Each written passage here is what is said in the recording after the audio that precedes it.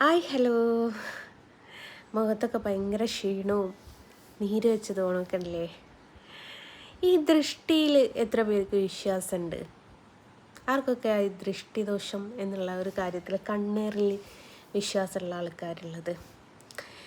നിങ്ങൾക്കറിയോ, ചില സ്ത്രീകളാന്ന് പറയാൻ പറ്റൂല, നമ്മുടെ പൂരച്ചേച്ചിനെ പോലുള്ള ചില സ്ത്രീകളാ മംഗളകരമായിട്ടുള്ള കാര്യങ്ങളിലൊന്നും ആരും വിളിക്കൂല.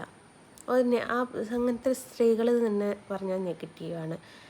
അപ്പോൾ എൻ്റെ മക്കളുടെ എന്തെങ്കിലും നീലമൊക്കെ കാണുമ്പോൾ, ഈ അടുത്തും കൂടി എൻ്റെ ഭർത്താവ് പറഞ്ഞിട്ടുണ്ട്, ആ പെണ്ണുങ്ങൾക്ക് മക്കളെ നിഴല് പോലും കാണിച്ചു കൊടുക്കരുത് കേട്ടോ എന്ന് പറഞ്ഞിട്ടുണ്ട്. അത്രയ്ക്ക് ദൃഷ്ടി പതിയോ ആ പെണ്ണുങ്ങളുടേതൊക്കെ. ഒരു നെഗറ്റീവ് എനർജിയാണല്ലോ ആ പെണ്ണുങ്ങൾക്ക്.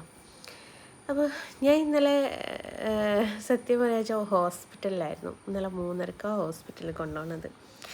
അപ്പോൾ ഞാനിപ്പോൾ ജസ്റ്റ് എഴുന്നേറ്റ സമയത്ത് ഇങ്ങനെ സ്ക്രോൾ ചെയ്ത് പോകുമ്പോൾ തള്ളച്ചിയുടെ ഒരു വീഡിയോ കണ്ടു. തള്ളച്ചി ഞാൻ 3-4 ഫോട്ടോ ഒരുമിച്ച് ചെയ്യുന്നതിനിങ്ങനെ ഉറഞ്ഞു തുള്ളുന്നു.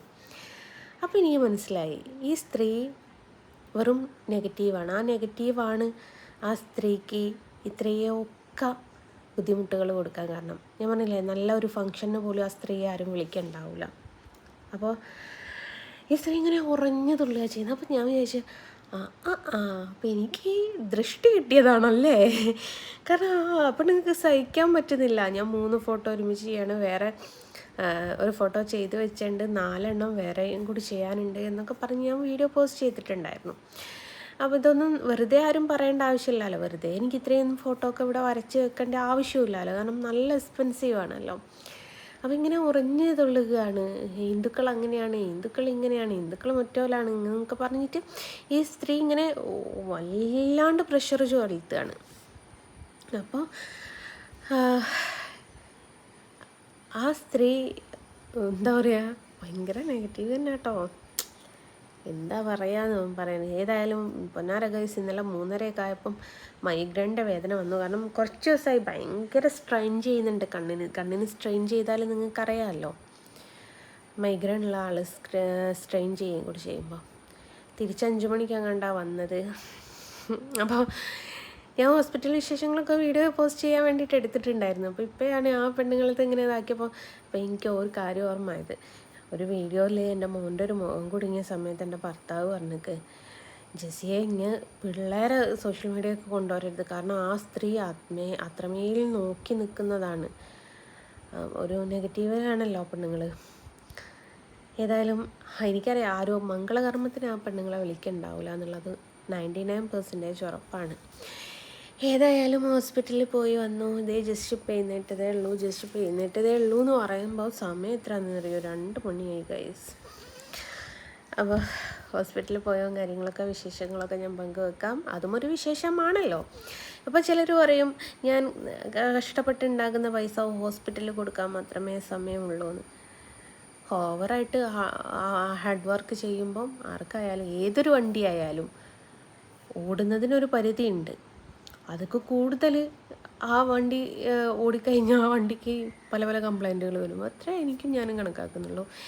ഏതായാലും ഹോസ്പിറ്റൽ വിശേഷങ്ങളൊക്കെ കാണാം. Okay, bye. സമയം 3:45. ഒരുപാട് കാലത്തിന് ശേഷം മൈഗ്രെയിൻ വീണ്ടും വന്നു. കണ്ണൊക്കെ ഇറുക്കിയത് അതാണ്. അപ്പോൾ ഒന്ന് കാണിക്കാൻ വേണ്ടിയിട്ട് പോവാം. രാവിലെ തൊട്ടിട്ട് ഭയങ്കര സ്ട്രെയിൻ ചെയ്യുകയാണല്ലോ, 3-4 ഫോട്ടോ ഒരുമിച്ച് ചെയ്യുന്നത്. അപ്പോൾ അതിൻ്റെ സൈഡ് എഫക്റ്റ് ആയിരിക്കും എന്ന് വിചാരിക്കുന്നു. ഏതായാലും മുഖത്തൊക്കെ നീര് വന്നു ഭയങ്കരമായിട്ട്. നിങ്ങൾ പറയും ഇപ്പോൾ അതിന് താഴെ കമൻറ്റ് വിടും, കിട്ടുന്ന പൈസ ഹോസ്പിറ്റലിൽ കൊണ്ടു കൊടുക്കാനേ നേരുള്ളൂ, ഇതൊരു അസുഖമല്ല ബായ്, എന്നാൽ ഇതൊരു അസുഖമാണ് ബായ്. ബായ്.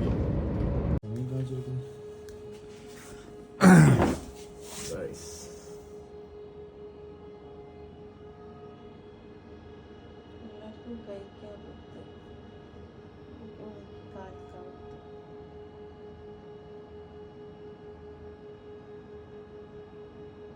പറ്റുന്നില്ലേ നിസിമല്ലി?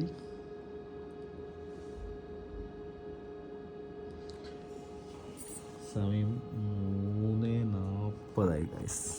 3:40 കൊണ്ട് ടോയ്ലറ്റ് എടുത്ത് വന്നതാ. ഇത് തീരുന്നില്ലാത്ത മരുന്നാണോ ഡൗട്ടുണ്ട്.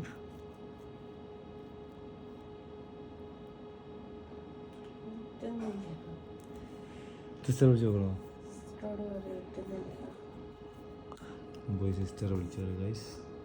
ഒരു ഹായ് പറയും. ഹായ് പറയും. നമസ്കാരം. അങ്ങനെ ഡോക്ടറെ കാണിച്ചു. മെഡിസിനെല്ലാം ട്രിപ്പൊക്കെ ഇട്ടു. 5 മണിയാവാനായി. ഇതേ ചൂട് പഴംപൊരി മേടിച്ചു തന്നിട്ടുണ്ട് വീട്ടിൽ പോയിട്ട് ചായ കുടിക്കാൻ. ഞാൻ പറഞ്ഞല്ലോ, പലർക്കും ഉള്ളൊരു കമൻ്റ് ആയിരിക്കും, പൈസ ഹോസ്പിറ്റലിൽ കൊടുക്കാനേ നേരമുള്ളൂ. 3 ഫോട്ടോ ആണ് ഇന്നൊരു ദിവസം ഇന്നെന്ന് അറിയാൻ പറ്റില്ല, ഇന്നലെ ഒരു ദിവസം ഞാൻ തീർത്തെടുത്തത്. ഇപ്പോൾ രാവിലെ തൊട്ട് ഇരിക്കുന്നുണ്ട്. കണ്ണൊക്കെ കണ്ടില്ലേ ചെറുതായി വന്നത്. അപ്പോൾ അതിൻ്റെ കുറച്ച് പ്രശ്നങ്ങളൊക്കെ ആയിരുന്നു. ഏതായാലും ബെറ്ററായി. നിന്ന് പോയി കിടന്നുറങ്ങണം. അപ്പം നിങ്ങൾ വിചാരിക്കും നാളെ ഫുൾ കിടത്ത് ഉറക്കമായിരിക്കുന്നു. ചുമ്മാതാണ്. വേറെ 4 ഫോട്ടോ ഉണ്ട് റെഡിയാക്കാൻ. അതും കൂടിയും റെഡിയാക്കിയാണ് എനിക്ക് തിങ്കളാഴ്ചൻ്റെ അന്ന് കൊറിയർ ചെയ്യാനുള്ളതാണ്. അപ്പോൾ നാളെ രാവിലെ തന്നെ അതിൻ്റെ പണിയിലായിരിക്കും. ഏതായാലും ഹോസ്പിറ്റലിൽ വിശേഷം ഇത്ര മാത്രമല്ല, ഒരുപാട് കാലത്തിന് ശേഷം അല്ലേ ഇഞ്ചക്ഷൻ ചെയ്യാൻ ഒരുപാട്. കാരണം ഭയങ്കര സ്ട്രെയിൻ ചെയ്യുക. 1, 2, 3, 4 ഫോട്ടോ അതിലേക്ക് തിങ്കളാഴ്ച കൊറിയർ ചെയ്യാനുള്ളത്. എത്രത്തോളം ഫോട്ടോ ഉണ്ട് എന്നുള്ളത് ഞാൻ ഒരു വീഡിയോ ആയിട്ട് പോസ്റ്റ് ചെയ്യുന്നുണ്ട്. അപ്പം അങ്ങനെയാണ്. വീട്ടിൽ പോയിട്ട് കട്ടൻ കുടിച്ചിട്ട് കിടന്നുറങ്ങുള്ളൂ. ചൂട് പഴംപൊരിയുണ്ട്. അങ്ങനെ ഹോസ്പിറ്റലിൽ നിന്ന് വന്നു. ചായ കുടിക്കണം തന്നത് കണ്ടില്ലേ, ഇറുകിപ്പോയത്. ഭയങ്കര പെയിനായി വന്നത്.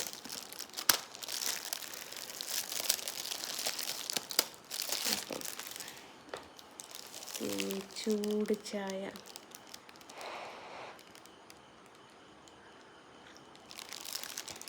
സമയം 5 മണിയാട്ടോ. സമയത്തൊക്കെ ചായ കുടിക്കാൻ നല്ല സൂപ്പർ പരിപാടിയാണ്. രതീഷ്, എനിക്ക് രതീഷ്.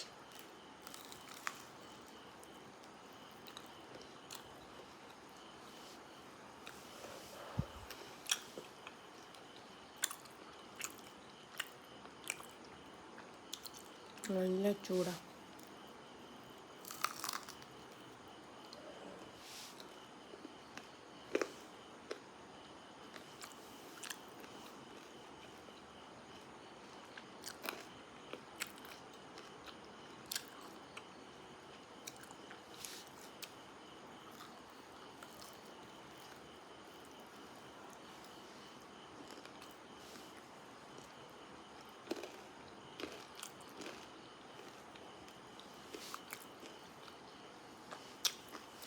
ചിലപ്പം ഇന്നലത്തെ പൊറാട്ടൻ്റെ ബാക്കിയൊക്കെ ആയിരിക്കും കേട്ടോ പഴംപൊരി രൂപത്തിൽ വരുന്നത്. പറയാൻ പറ്റില്ല.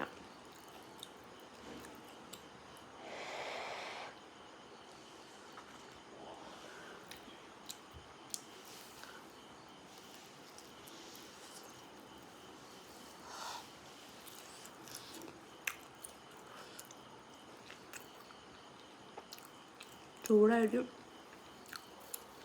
ഒരു രക്ഷയില്ല.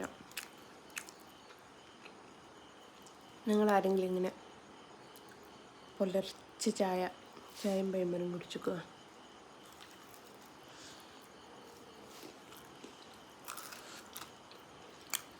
ഒരു കാലത്ത് എനിക്ക് തന്നെയും പണി. പുലർച്ചെ പഴംപൊരി വാങ്ങി കൊണ്ടുവരിക, കൊലായിൽ തമ്പിൽ അല്ലെ അടുക്കള ഭാഗത്തിരുന്ന് നേരം വെളുക്കുന്ന ഇങ്ങനെ നോക്കി നിന്നിട്ട് ചായ കുടിക്കണം.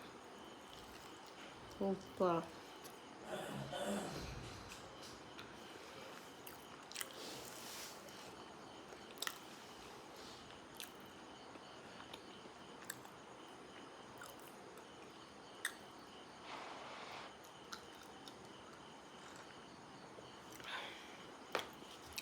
അപ്പം ഞാൻ ചായ കുടിച്ച് തീർക്കട്ടെ. ടാ.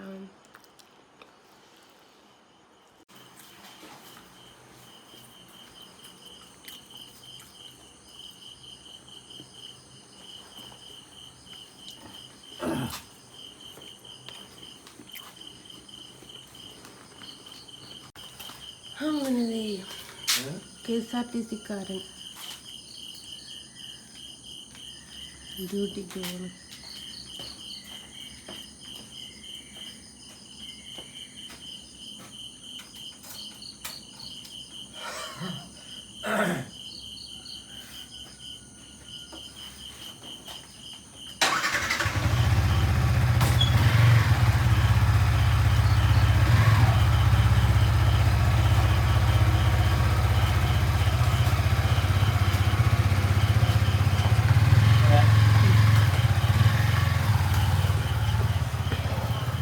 ഡ്യൂട്ടിക്ക് പോകുന്നു. ഒരു കാലത്തിന് ശേഷം ഞാൻ ഇപ്പോഴാണ്. അങ്ങനെ മെല്ലെ ഉറങ്ങട്ടെ. ഇനിയിപ്പോൾ എഴുന്നേക്കാന്നൊന്നും പറയാൻ പറ്റൂല. മരുന്നിൻ്റെ ക്ഷീണം ഉണ്ടാവും. എണീറ്റിട്ട് ബാക്കി വർക്ക് ചെയ്യാനുണ്ട്. അതുകൊണ്ടാണ്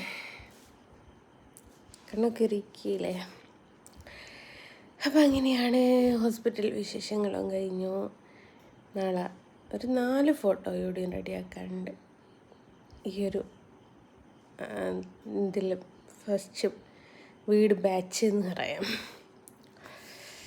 ഓക്കെ, ടാറ്റ. എല്ലാവരോടും ഗുഡ് മോർണിംഗ് ഗുഡ് നൈറ്റും പറയണം. ഓക്കെ.